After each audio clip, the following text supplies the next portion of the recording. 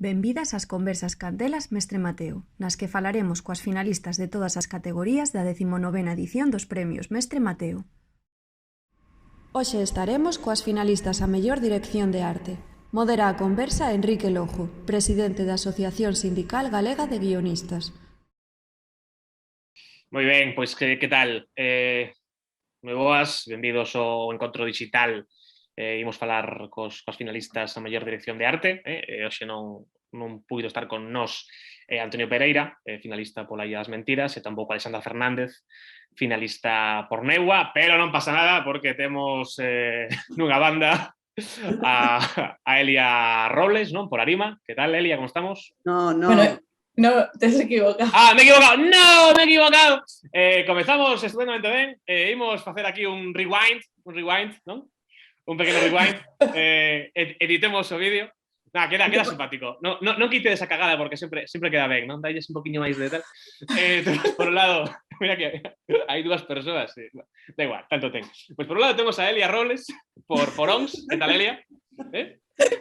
Moi ben, moi ben. Un aplauso para min. Por outro lado, a María Lolo. María, que tal? Como estamos? Por Arima. ¿Todo correcto? Perfecto. Perfecto. Increíble.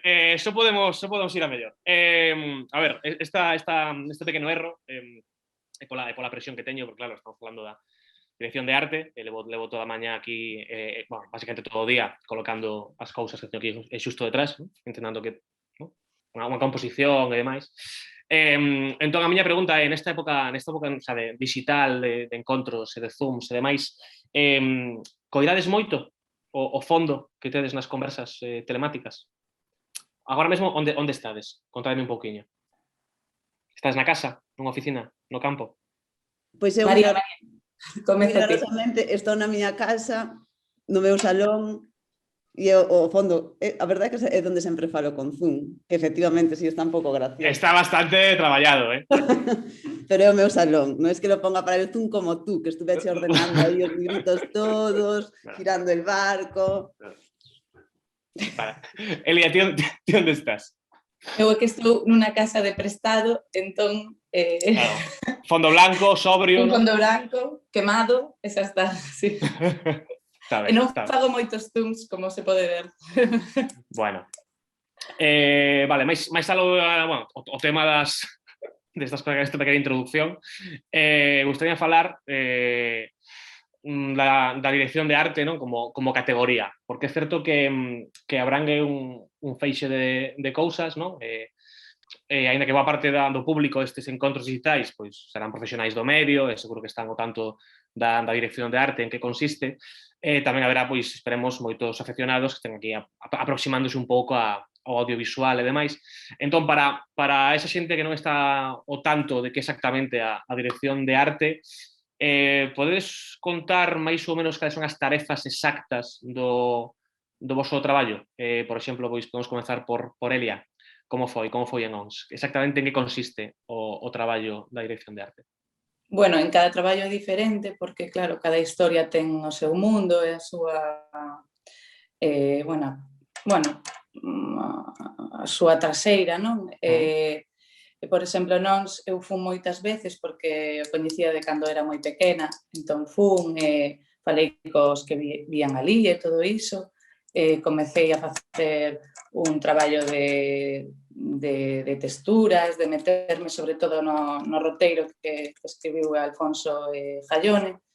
Entón, despois diso, pois comecei a facer unha proposta de cores. Empezas por algo moi básico para ir logo ao complexo, que sería materializar todo iso, pero ao principio nin falábamos de localizacións, nin nada, só falábamos da parte estética, de que nos transmitía, de que eran as sensacións que queríamos transmitir co que nos estaba a dicir a historia e tal. E logo xa, cando se aproxima as datas da rodaxe, xa empezas a ver as localizacións, elixir os mobles, o atrezo das personaxes e todo iso, pero ao principio é moito máis abstracto e a parte máis artística, por dicilo así. E logo xa ten máis parte técnica e logística. Máis de campo, non? Sí. María, ti, bueno, excepto aquí Elia fixo unha aproximación, non, máis polo miúdo no que foi ONS, pero sen entrar directamente en Arima, falando un pouco máis do que sería a profesión, non? Ainda creo que, bueno, que Elia agora contou moi ben, pero como definides, digamos, ou, bueno, unha aproximación a iso, a labor da dirección de arte, non? Agora Elia falaba desa parte máis artística, pero tamén entendo que hai despois unha parte máis física, non? Ou máis técnica. Non sei se María ou se tedes unha visión, entendo que non, pero unha visión máis ou menos enfrentada do que é a profesión, pero sí que hai como moitas aristas. O sea, tes esa parte máis de arte, máis de deseño, podríamos dicir, non? Despois unha parte máis de estar aí na rodaxe e demais. María, ti que como definirías a dirección de arte así un pouco para non iniciados? Pois mira, Elia explicou moi ben. O que tú te refieres igual é a parte como máis terrenal do asunto, que como lles digo eu cando me preguntan, alguén que non sabe nada do sector, somos os das cousas. O sea, as cousas... Isto porque pode ser desde o sea, pode ser o que todos pensan cando pensan na dirección de arte, que son os lugares, os decorados, os lugares por onde transitan os actores, non sei que, pero tamén é o vaso do que beben, o tabaco que fuman, o móvil que levan. E claro, todo iso implica un montón de cousas distintas máis terrenales, digamos, e máis, non sei como decirlo, máis o uso, aunque efectivamente todo empeza polo que dixo Elia, por unha parte menos tocable, e acaba pois nunha batalla de cousas ao final, nunha batalla de unha nave chea de un montón de cousas e unhos decorados tíos dun montón de cousas con un montón de traballo detrás, non sei. Claro. Non sei. Cada proxecto, claro, evidentemente ten as súas características. Lógico, antes falaba Elia de mergullarse, non? Ou, bueno, para parte do espazo, estando ali en ONS e demais, pero supoño que máis aló do propio espazo ou da propia película e o que te transmite pois lendo o guión e falando co director, haberá moitísimas referencias tangibles e intangibles que tedes por aí un pouco flotando na cabeza, non? Sois un pouco como esponxas, entendo. Entón, vosotros, o sea, tedes algún tipo de influencia ou recurrides, no caso concreto de ONS e de Arima, e no vosso traballo en xeral, a referencias, tanto sea do mundo do cinema, da arte, da fotografía, tedes aí como unha especie de lugar o que podedes acudir para empaparvos? Home, eu creo que cada proxecto pois ten a súa ten a súa búsqueda, pois eu que sei, non é o mismo facer unha cousa que vai de hospitales, por decir algo que ocorre na isla de Ons, que evidentemente che vai influir un montón a naturaleza, depende do proxecto, non é que teñas aí unha biblioteca que digas para esta película vou a la... No, claro. Pero, por exemplo, recurrides, o sea, no caso de ONS ou de Arima, había como, pois, non sei, un fotógrafo referente ou unha serie de cuadros que estaban aí un pouco na vosa cabeza como referente artístico, ou unha película, ou había unha referencia artística, pois, por outra vía que tiñas así en mente? Por exemplo, Elia, non sei se... Sí. Eu, por exemplo, o que fixen foi ao principio pensar en que cando lín o roteiro comecei a pensar pois nun fotógrafo, nunha película que recordábame a película ou que sentíame iso, entón eu ensinei as fotos, os fotogramas e as fotografías ao director e o director de fotografía, e eles dicíame se lles parecía ben a referencia ou non, ou se estaban de acordo ou tal, e logo eu comecei a facer xa pois búsquedas de cousas máis pequenas, pois para facer como unha especie de exemplos que eu ia poñer logo, de detalles que ia poñer na película, pois eu que sei, as froitas que usei para diferenciar o verao do inverno, non? Entón, eu mostraba iso en fotografías ou fotogramas de películas que vira e cousas así. Que guai. Vale, María, teño unha pregunta directa, vale? Para ti, sí, é moi específica. Una ler do tirón. Estás preparada? Estou preparada. A ver, hai unha parte moi importante en Arima, que é a atmósfera.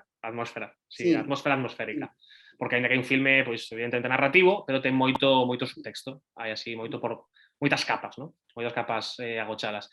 Entón, a miña pregunta é como traballaches coa directora, con Jaione, para conseguir reflectir esas capas ocultas no teu traballo, non? Como se atrezan eses espazos aí valeiros no relato, eses ocos? Pois mira, creo que nese sentido foi un traballo moi distinto ao que igual fixo Elia en Ons. Eu incorporei ao proxecto tarde, entre comillas, e Jaione era unha historia coa que levaba pero moitísimos anos e que a tiña moi interiorizada e que a tiña moi clara. Aparte que hai unha característica moi peculiar que Jaione traballa en arte. Traballou en arte algunha vez, non? Entonces, cando eu cheguei, aparte de falar todo o que puden con el, o primeiro que fixen foi ter unha reunión con el a ver que pasaba, non? En Mondoñedo, aparte, acórdome.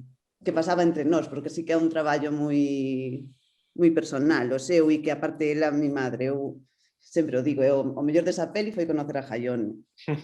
Sí, porque é unha tía que sabes, que te sintes como feliz de poderlle axudar a levar eso ao seu proxecto ese a cabo. Entonces, cando eu cheguei, xa había unhas localizacións que están moi ben, que as localizacións de Arima son moi peculiares e están moi ben. E, claro, buscadas con unha intención que foron media película, sinceramente, no meu traballo, porque, non sei, había o cine que era unha cousa mágica xa sin tocar, sabes? Era unha cousa que calquera de nós, calquera do medio entra ali e dice, vamos a gravar algo, lo que sea. Claro. Aquí, Mondoñedo é un lugar moi especial, pero moi especial pola atmósfera, porque ten un clima moi peculiar. Eu non sei se conocedes, Mondoñedo, a entrada da Costa de Lugo, choca aí a niebla, casi sí, total. Baixa e está chovendo e parece feito para a película. Entonces, unha das cousas que me fixo entrar na peli foi as localizacións, que as tiñan xa casi todas buscadas e eran a película. Non facía falta explicar moito máis. Ás veces pasa que chegas a un sitio está como tan colocadiño todo e tal, que pensas, ostras, dame como mágoa ter que atrezar ou ter que replantexar un pouco, poucas veces. Poucas veces. Hai que meter, non? Hai que meter man aí. Pero sí é certo que somos moi afortunados, nos ocurro que vas a sitios que nunca irías se non fora por traballo, jamás poñerías un pé aí. Claro, mira, eu pensando, hombre, é que é un mundo, non? Porque antes falábamos do mundo intangible ou tangible e demais, non?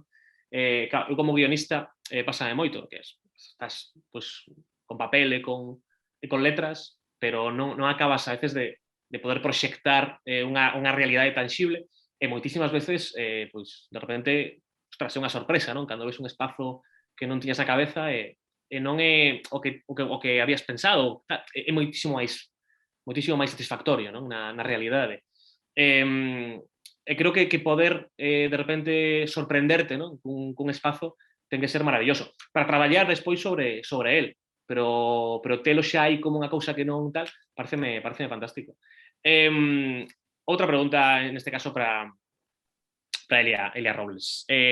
A ver, claro, con ONS entendo que antes comentabas un poquinho por enriba, pero entendo que parte da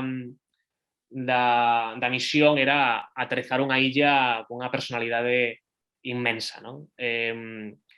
Que era un pouco, a min, vamos, chamou moitísima atención o peso que ten a illa na película, porque realmente é casi unha protagonista.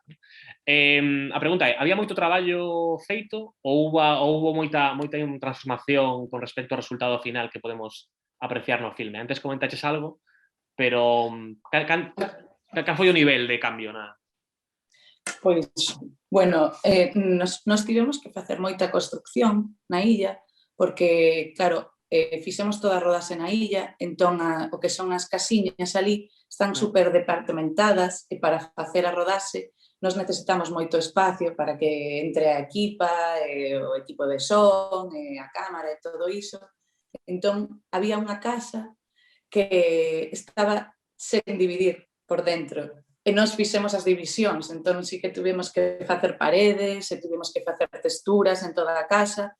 Entón, por iso fixemos un traballo bastante grande de cor, aparte pola vestimenta, porque a idea era que se fundira algún das personaxes que está comezando como con unha depresión, que se fundira cos fondos, que se fundira coa illa e cos fondos dos nosos decorados. Entón, fixemos a paleta de cor tendo en conta a roupa que iba a levar esa persoa nesa estancia para un pouco pensando niso. Entón, sí que houbo esa construcción dentro da casa e cambiamos toda a cor. Logo tamén o bar, é un bar que é moi, pois, un bar sencillo, e nós fixemos como un bar, pois o fixemos máis rústico de madeira, e cambiamos e tapamos unha sanela, e, bueno, como que cambiamos bastantes cousas. E logo aparece un secadero de congrios, que realmente agora non hai secaderos de congrios na illa, pero houbo noutro tempo. Entón montamos un secadero de congros De cero, non? Sí, que funme documentar os que quedan, que están en Muxía, pero vamos, que foi unha experiencia. Igual que hai unha cousa que non sale na película, que é unha casa das meigas, que había unha historia paralela de meigas, facían o de sacarlle o aire a unha das personaxes, que sacáis o meigallo e todo iso. E eu fun a un sitio para que me sacaran o aire. En serio? A modo documentación do filme. E tiña o aire, tiña o meigallo e mo sacaron. Bueno, claro. María non sabía esta historia, é a miña compañeira e amiga, e non o sabía. Moi fan. Non o cubre, non a Seguridade Social. Non. Claro. Falando con Zarauza, dicíame que ao final tiveron que adecuar o plan de rodaxe un pouco a Illa de Ons e o tempo cambiante que había. Entón, claro, non sabías que ia rodar ata que comezaba o día, era como, vale, ok, pois, hoxe toca isto. Claro, como foi adaptar o traballo de arte a ese plan de rodaxe demencial?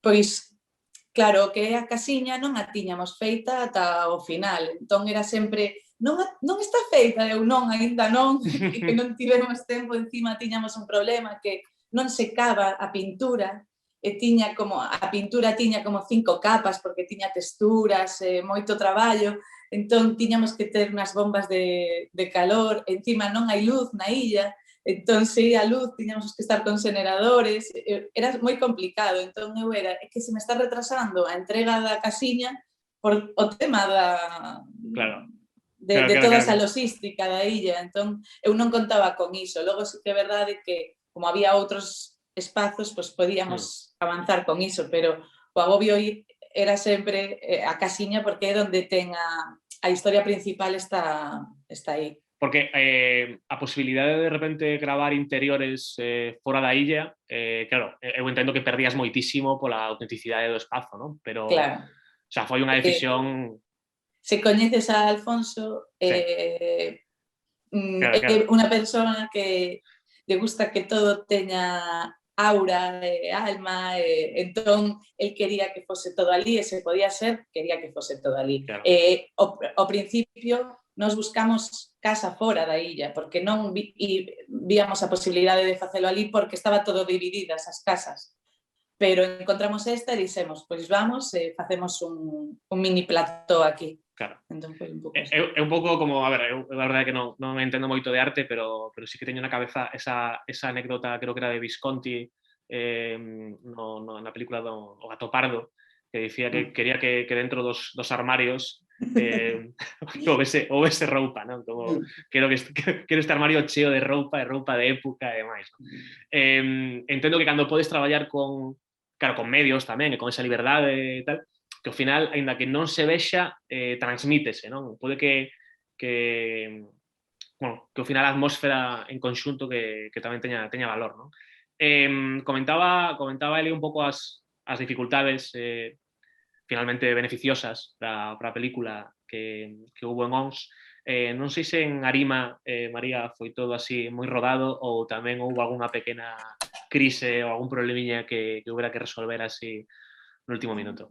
No, tiña unha peculiaridade Arima, que era un proxecto pequenín, que era para nós un contratiempo, que era que realmente rodouse en media Galicia, en Santiago, en Ferrol e en Mondoñedo. Entonces, logísticamente, nunha película así pequeniña, Claro. el que non sabe é un follón, porque, o sea, se tes que facer unha cousa aquí e outra máis aló, é un día.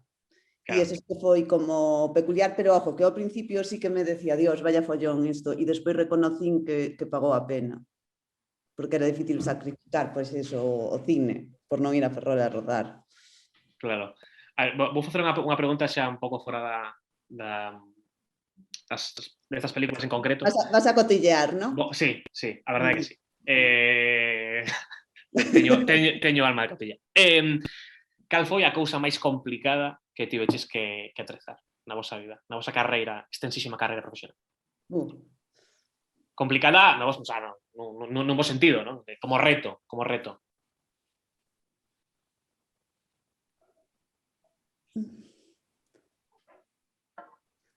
Más rara.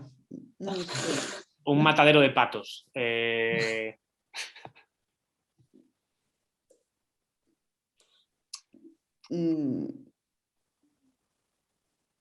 Tic-tac. Tic-tac, sí. Sen presión, Ahora mesmo está todo o mundo agardando este instante no que Elia e María Lolo comentan o espazo a atrezar máis complicado das súas carreiras. No, Dios mío, pillácheme en frío, Chen. Non pasa nada. Deixámonos para dentro dun rato. Non pasa nada. Sabemos que en ONS, por exemplo, foi moi complexo o tema da casa e do bar. Esa resposta podría ser válida. Isto, pois, se a xente quere saber cal foi o espazo máis complicado. A ti tes un, comenta. Non vou contestar exactamente o que dis, vou ser galega e vou facerme outra pregunta. Maravilloso. Non, pero quero dicir, máis que complicado é o que te motive, quero dicir. Claro, como reto. Sí, complicado non. Claro. Por exemplo, María e eu estivemos o ano pasado nun proxecto xuntas, estábamos noutras funcións no Departamento de Arte, non de directoras de arte, e tivemos, con todo isto do COVID, tivemos que facer recrear Berlín, Corea, en Galicia.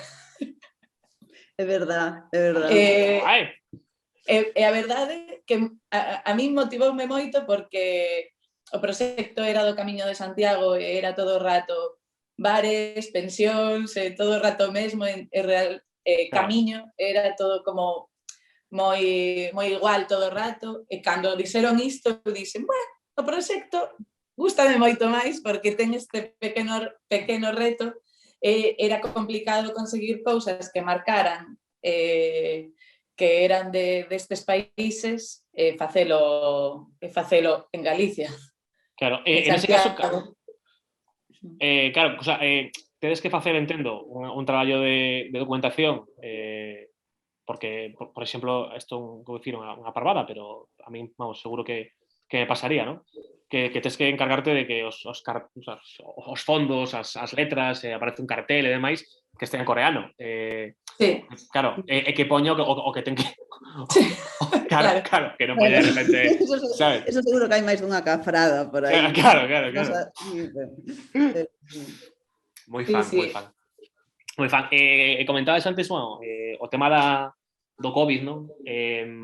Modificou moito o vosso traballo esta pandemia? Mais aló, bueno, do traballo que pode haber ou non pode haber, pero as necesidades máis físicas de poder ir aos sitios, de poder pechar un espazo, de poder atopar material, como foi co tema do COVID? Notades moitos cambios? Home, ao principio foi moi raro, cando volvemos en ese proxecto que estábamos nos xuntas ao principio de todo, sí que foi moi raro, pero porque foi raro para toda a humanidade, porque nin había os mismos, de repente todo todo o que estabas a comprar unha cousa por internet xa nin siquiera era tan fácil, porque ou non o tiñan, ou estaba roto o stock, ou non chegaba a cousa a tempo. Foi igual de complicado, eu creo que para calquera persona mentres nos adaptamos. Ahora, coas peculiaridades que ten o COVID, eu creo que máis ou menos xa vamos velocidade crucero, xa volve a ser todo... Claro.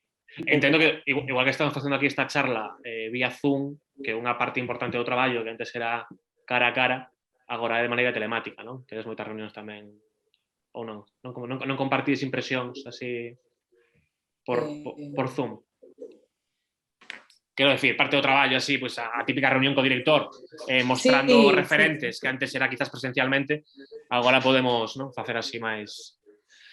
Eu tiven dúas reunións e pouco máis porque tento que sexa en persoa porque non teño normalmente boa conexión en internet na zona bella de Santiago, sabes? Entón, tento ter todo presencialmente, pero bueno, entendo que co tema que estamos a vivir agora temos que ter alguna reunión telemática e pareceme ben, quero dicir, pero se pode ser en persoa, podes ensinar un montón de cousas no ordenador, non ter que estar compartindo pantalla, bueno, o beso máis dinámico, pero bueno, pero para a solución do que estamos a vivir está ben, pero eu prefiro cara a cara. Sí, tal cual. E aparte, cando parece que hasta cando estás na oficina e estás todos xuntos ou vas en furgo daqui a logo, que sea, que cando salen un montón de cousas que de verdad que por tú non ocurren. A mí é o que máis me cansa, ou cando tens que facer ese proceso en calquera, o sea, é o que dice, estando en calquera puesto de conocerte e de facer equipo, por tú non funciona. Non funciona, non? A mí polo menos, Sí, non, seguro. De hecho, hai unha cousa que antes tamén comentábamos que a diferencia entre o traballo previo o traballo de preproducción, que eu como guionista pois é onde estou un pouco máis cómodo, e despois a acción, non? A producción, o rodaxe e demais. Adoita haber moitos cambios entre esa preproducción ou ese plan que levades na cabeza, despois a realidade. Cal é o nivel de improvisación cando estades metidas aí en Fariña? Home, a ver, unha vez que estás metido en Fariña, a improvisación debería ser a mínima. Sempre as hai. Outra cousa é do que tú pensas, ou ideal, ou a carta aos Reyes Magos que fas cando lees un guión que escribe un señor guionista sentado en su casa, e o que se pode facer cos medios económicos que hai, claro, ou cos medios que hai, polo que sea, igual non económicos, de tempo, hai un montón de limitacións. Claro. Sí, a él ese non lle vou preguntar porque creo que antes coa resposta de ONS era un pouco iso, non? A realidade que tes despois a necesidade de adecuar a un plan de rodaxe ou un espazo que, claro, entre as cuestións climatolóxicas e demais entendo que será cambiante. Perdón, ibas dicir algo, María? No, digo que esa parte para min, eu non sei que opinaría, esa parte de ese reto de coquetés, máis ou menos, home, loitando polo que haxa que loitar, e chegar a facelo, eu creo que é parte importante do noso traballo e que tamén, o sea, que vai no lote. Eu a veces penso, Dios, como será unha super mega peli que podas ter todo o que quere, todo, o sea, que non haxa límites de nada. Non sei como sería, non sabería facer con eso. Sí, pero tamén, sabes o que pasa? Que tamén os obxectivos desas pelis son moi grandes, entón tampouco teñen suficiente para facer. Claro, é verdade, seguro. Sempre é máis. A ver, os cartos están moi ben, vou ter un discurso capitalista mal, vale? Pero non vos pasa a veces que isto de la necesidade es virtud, ¿no? Pero que a min, por exemplo, cando non teño limitacións, parece moitísimo máis difícil ser creativo. Cando, pois, teño unha cota, o sea, teño a historia acotada por espazos, por número de personaxes, por os cartos son os que son, é moito máis doado tirar nunha dirección, non? Cando potencialmente pode ser calquer cousa, porque teño esas posibilidades, custa moitísimo máis facer o meu traballo. E non sei, agora que estamos falando disto, non? Das posibilidades que ten un por diante, non sei se vos pasa, se estades máis cómodas sabendo que tedes pois eso, un proxecto pequeniño como Arima, ou tedes un espazo único como EONS, que ter todo, non? Que, hostias, por onde comezo cando teño todo, non? Non sei se vos sucede isto. É que eu todo eso non o provei, Claro. Entón, Primeiro que me deixen traballar con todo, despois xa falamos, que mellor. No, en serio, non... o sea, eu non traballo nunca en proxectos moi grandes. En general, que non suelo ser directora de arte, andando por aí, moito me queda. Pero non traballo en super proxectos que digas, aquí lo tengo todo, o sea... Claro. Traer diamante de verdad, non te molestes. Non o provei e non sei como sería, tería as súas, non sei, non sabería que decirche, porque non o provei de verdad. Elia, ti que tal? Ti meches aí barra libre? A ver, eu estive en algún proxecto destos grandes a nivel, bueno, pois con Amenábar ou con Sánchez Arévalo, que sí que teñen outros tipos de tal, bueno, esa capacidade, bueno, un pouco iso, pero non, quero dicir, porque ao final lles planteas as cousas que son tamén bastante caras e ao final apretan igual que outra produtora máis pequena que ten un proxecto que intenta chegar aos medios que ten. Entón, sí que é verdade que tes máis capacidade, máis tranquilidade. Eu sinto que non estou todo o rato mirando o presuposto porque ademais sabes que neses casos teñen, bueno, aquí xa vou a pela e as produtoras, pero quero dicir que sabes que teñen unha capacidade de que se pasa algo do orzamento, que teñen a capacidade de cambiar un pouco desta partida a outra, mentres que nas pequenas sabes que se te pasas ten un problema persoal esta persoa. Entón, claro, é un pouco como que nos pequenos mides todo moito, eu creo que pensas como chegar o que queres un pouco máis, indagas máis, ten unha parte como creativa de orzamento, sabes? Mentres que noutros casos dis, ese provedor o ten e non, a lo mellor pides 2 orzamentos, pero non pides 10 para chegar ao máis, o ideal, non? Entón... Totalmente, perfectamente explicado. Creo que nese sentido, vamos, o vosso traballo e o meu é moi similar, non? Bueno, creo que en Galicia, en xeral, creo que os profesionais estamos acostumados a traballar cun orzamento moi acotado, pero que despois tamén, cando temos pasta, veña alegría, non? E tamén facémolo moi ben, non? Pero, vale, maravilloso, fantástico. Unha pregunta, sí. que para ti, curiosidade, porque a ti tamén, antes, sí, al revés, vamos a cambiar a entrevista de... Cando escribes un guión, tamén che poñen uns límites. Que tienen que ver con el dinero. O sea, solo podes ter, danche unha lista, non o sei, nunca... Sí, a ver, sí, claro, non é que teñas unha lista, pero ti tens que escribir adecuándote a un plan de producción. Entón, por exemplo, hai moitas variables, non? Sen dúbida, arte é unha delas, non? Mira, eu, por exemplo, lembro que unha das primeiras experiencias que tiven pois, como guionista, que foi en Lucy, creo que foi o primeiro guión profesional que escribín en un capítulo que queríamos está ben que contemos porque está relacionado co tema da arte. Nun capítulo había un gag con 2 personaxes que creo que pode ser que de feito fora a personaxe que eu interpretaba e tal, teño un pasado como actor. María lo sabe. Mollábano cunha mangueira, non? E mollaba, non? E claro, de repente foi como, ostras, temos unha produción tan pequeniña que mollar a unha personaxe implica despois ter que cambiar, poner outra roupa e tal e cual. Entón, claro, algo tan sinxelo, con apariencia tan sinxelo, como facer un gag, non? Escribir un gag mollando un tipo, por arte, non era asumible polos tempos da producción. Entón, ás veces sí que medimos cousas tan pequeniñas como esa, non? Pero despois hai variables moito máis amplias, pois que basicamente se reducen a número de personaxes, número de figuración, espazos. Unha das cousas quizás máis visibles polo espectador, cando unha produción é pequena, é que se non tes moitos cartos e tes que escribir un personaxe que é un episódico, bueno, casi un este concepto de figurante, ¿no? De figuración sin frase, ti tens que escribir de maneira que teñas un personaxe que está soltando toda a información e outro tipo, o que está cobrando menos, non fala.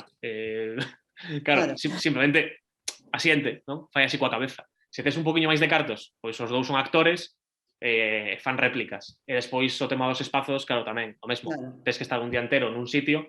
Aquí, o ves, pois, cando ves unha serie de Netflix que ten un montón de pasta, cada secuencia sucede nunha localización distinta. E non pasa nada. Estamos todo o día localizando neste sitio. O sea, grabando neste sitio, que é unha secuencia de 2 páxinas. Cando non tes tantos cartos, pois se vas a un sitio, estás nunha localización e tes que gravar aí mínimo 3 secuencias. Entón, ese tipo de cousas, claro, tes que pensalas xa dende guión. Que despois pasa ás veces, non? Que ti pensas unha cousa e chegas a un sitio e descubres que íbamos gravar 3 secuencias neste espazo, pero resulta que nos movemos 5 metros, facemos este tiro de cámara e de repente temos, sabes, unha localización que parece que é outra cando estamos pegados. Pois entón, mira, pois aí podes cambiar e de repente o guión crece, non? Parece importantísimo ver esa evolución dende o que está escrito ata de repente a xente que está aí facendo o seu traballo e dalle moitísimos máis matices enriquece moito o que había en papel. He respondido bien? ¿Sí? ¿Más o menos? Perfecto. Entonces, bueno, sí, vamos. Esta conversación entre un guionista e xente de arte, dase poucas veces. Poucas veces, sí. De feito, creo que ao final sí que está moi relacionado o noso traballo, pero dende o guión, moitas veces non marcamos moito, non iso. Sí que, claro, cando por acotación, pois explicas un pouco como é un espazo. É certo que hai, como antes comentaba María, non? As cousas, non? Hai como obxetos que sí que teñen un valor narrativo e sí que marcas por guión, pero creo que non escribimos moitas veces a atmósfera ou non damos indicación, sabes, do que ten que transmitir o espazo máis aló de obxetos particulares que teñan un valor puramente narrativo. Claro, depende, porque, por exemplo, nos aquí en Arima e máis en ONS, claro, el e eu dialogamos cos guionistas directamente, que eran que nos dirigen o dirigiu. Pero eu agora penso eso en series, que che ven a veces o guión, que digo, pues, eu teño que decir, este fulano en que estaba pensando. Sí. Pero, non, sen dúbida, que moitas veces, incluso o exemplo que comentábamos antes do gag no que mollaban a un tipo, que hai cousas que, claro, tampouco sabes que implican a nivel traballo de dirección de arte, non? É certo que tampouco é o mesmo escribir únicamente, estar únicamente como guionista a ter unha función máis de produción executiva, de si que tes unha visión un pouco máis global do proxecto e podes entrar neste tipo de detalles, bueno, detalles que non son detalles, que é unha parte importantísima da serie ou da película. Pero sí, é verdade que é unha cousa que non... Antes, cando propuxeronme facer así un pouco a moderación, comentaronme a posibilidade de moderar unha charla pois máis coa xente de música ou de son e tal. Parecía moi interesante porque é verdade que é unha parte tamén capital, non, do noso traballo e que tampouco reflexamos no guión. Pois o traballo co son ou a música, o sea, ás veces sí, pero polo xeral non? Pero cando dixeronme, non, finalmente vai ser arte. Ostras, é que é o mesmo, pero multiplicado por 1000. Porque sí, hai que facer así máis... Sí, o exercicio ao revés. Sí, total, ten un guionista non falo eso das nosas películas, que sí, que era outro tipo de cousa, pero de repente aparece un guionista en el set, digo, que pensará este? Claro, non, pero total, e máis polas dúas bandas, porque tamén, o sea, é verdade que ás veces tampouco somos conscientes do que podedes facer vos, sabes, con pouquiño. Quizás hai cousas que non... Ostras, pois non vou poñer isto porque pode que sexa moi complexo e tal, de repente falas co profesional que tes diante de que está facendo arte da serie ou da peli, hostia, que non, que con isto podemos facelo así de unha maneira super fácil e tal. Entón, bueno, creo que sí que en xeral ten que haber máis comunicación entre os que estamos facendo as historias aí na nosa cabeza e tal, e a xente que despois dalle forma, porque de verdade que creo que ás veces as cousas son imposibles, pero outras veces son moito máis posibles do que pensamos. Preciosa reflexión, non? Moraleja. Moraleja. Pois nada, sería un peche moi bonito. Non sei se queredes, non sei, saúdos á familia, algún tipo de desexo para este futuro incierto que temos por diante, antes de rematar. Como vedes o futuro? Algún proxecto así no horizonte? Alguna cousiña ilusionante? Pois aí estamos, a Elia é un proxecto, ahora as dúas xuntas, e eu este ano, ainda yo decía outro día a Elia, solo podo pensar en Eloi, pero así, literal. Solo podo pensar no que vai pasar mañá. Paso con toda esta incertidumbre da pandemia e nada, traballo e saúde para todos, eu creo. Precioso. Elia. Ahora mismo. O mesmo, que sigamos traballando xuntas, que nada, que estamos aquí na Coruña facendo un proxecto das dúas con máis xente e tamén que o que veña que terá que ser o que digan o primeiro que ofrezan e o primeiro que collemos, porque non se sabe agora, pode caerse ata o máis grande, o sea que non... Totalmente de acordo. Inmediatez. Pois nada, gustaría meter unha frase así sentenciosa para rematar con isto, pero vou dar as grazas a Café Candelas. No, é verdade que moitísimas gracias a Café Candelas tamén por axudarnos a darlle forma, a facer posibles estas conversas. Ata aquí chegou a conversa coas dúas flamantes finalistas a mellor dirección de arte. Botamos moito en falta a Alexandra e tamén a Antonio Pereira, pero, bueno, esperemos que estean ben. E nada, pois iso, que moitas grazas tamén a xente que está aquí escoitándonos, saúdos, unha fondísima aperta a todo o mundo. Bicos, ata outra.